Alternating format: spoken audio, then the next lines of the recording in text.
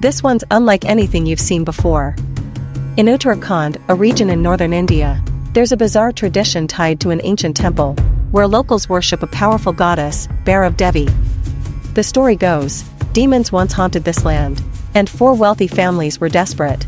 They prayed to Bhairav Devi, hoping she would save them. The demons tormented the families in ways no one could imagine, but whatever it was, it pushed them to their absolute limits. Bhairav Devi answered their prayers, but with a chilling condition. They had to offer a living person as a sacrifice.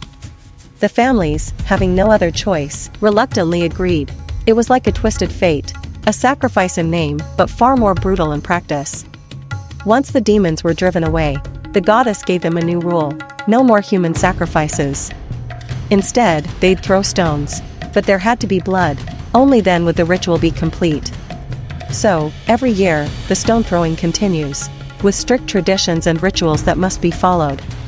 Even during the pandemic, over 75 people showed up, proving the festival's fire is still burning strong. The participants split into 2 groups. One group sticks to tradition, the other, a more intense crowd, believes the more brutal the ritual, the greater the blessing. In 2013, however, the courts stepped in, banning the use of stones. Now, they use fruits instead. But don't let that fool you. Fruits like coconuts, durians, and jackfruit can still pack a punch. Even with the stone ban, the intensity of the festival hasn't changed. Now, participants throw fruits and veggies, but some sneak in stones anyway. Some even hide stones under their fruits. Once the ritual begins, they launch their weapons, turning it into a full-blown battle.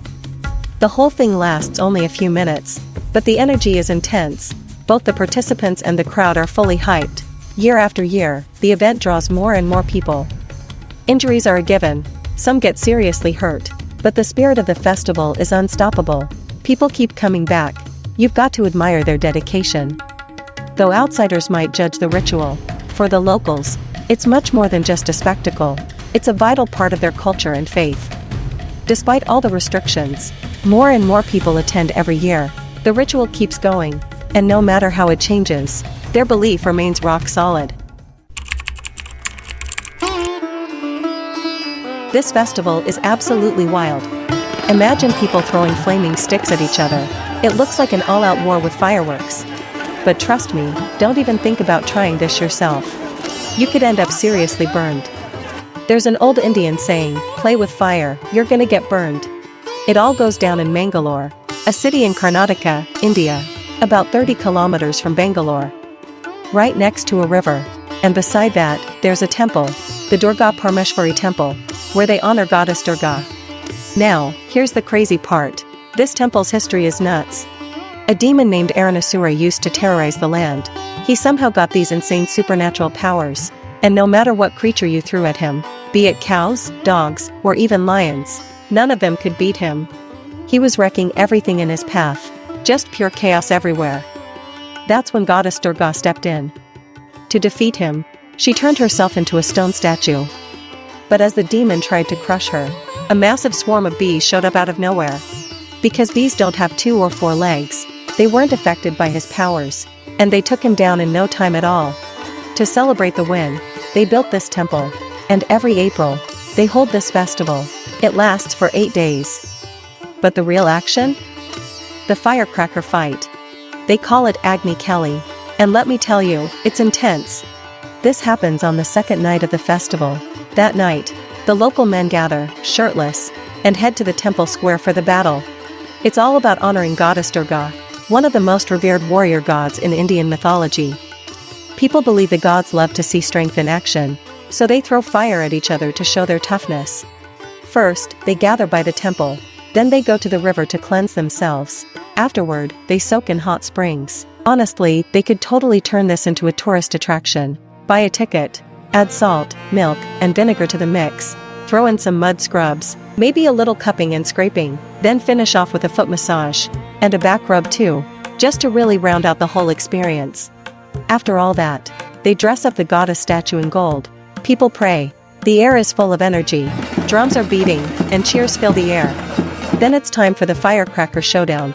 They split into 2 teams, and stand a good distance apart. Each person grabs a bundle of palm leaves, lights them on fire, and chucks them at the other team. Now, if this wasn't a festival, throwing flaming torches at people would be a major crime, but since it's a Hindu holiday, it's all part of the fun. According to the Times of India, each person can throw 5 times, and they try to hit as many targets as possible. At first, I thought they'd be wearing fireproof gear, because burns are no joke. But nope, no protection. It's all about toughness. If they don't scream, they're good. The only protection? Their bare chests. If they wore shirts, and those shirts caught fire?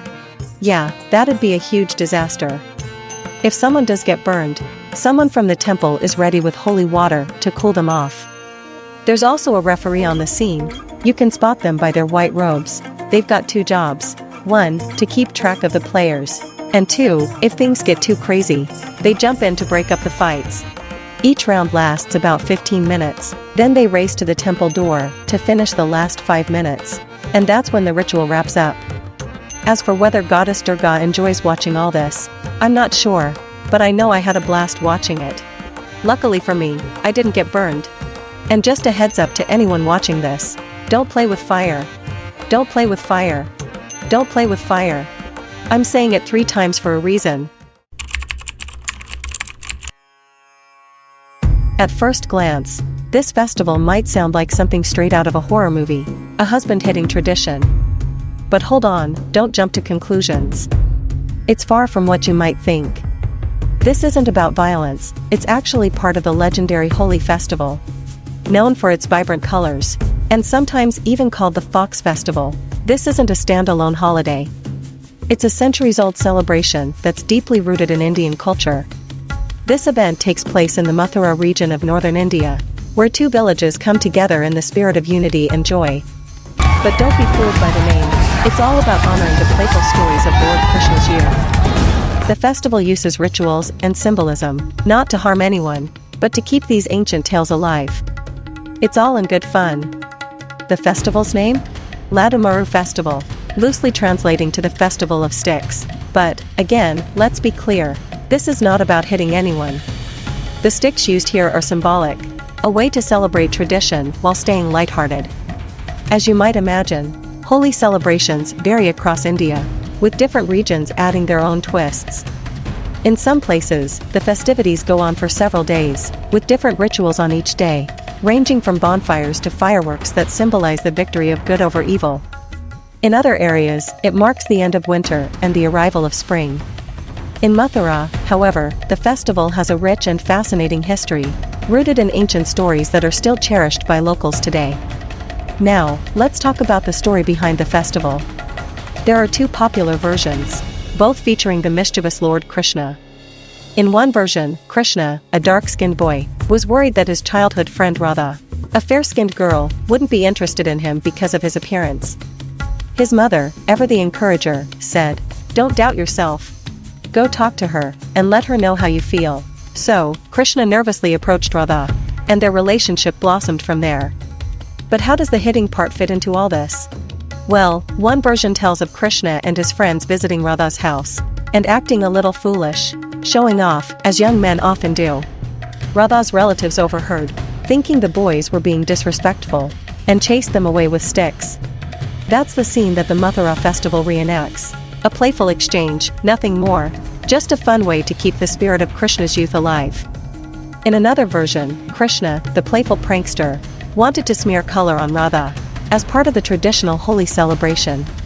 Her relatives, however, found it inappropriate, and used sticks to chase him away. No matter the version, the stories always highlight Krishna's youthful mischief, a quality that the festival honors to this day. So, here's the deal. During the festival, young men purposely provoke the elders, mimicking the playful nature of these ancient stories. It's not about real harm, but about keeping the legend of Krishna's spirit alive and vibrant. It may seem unusual to outsiders, but it's all in the name of fun and tradition. And if you've ever watched the Bollywood movie, Toilet, Ek Prem Katha, you might recognize some of this festival spirit. Fun fact, the movie is based on a true story from central India, but the scenes were filmed in Mathura. Had they filmed it somewhere else, you wouldn't have seen this one-of-a-kind tradition in action.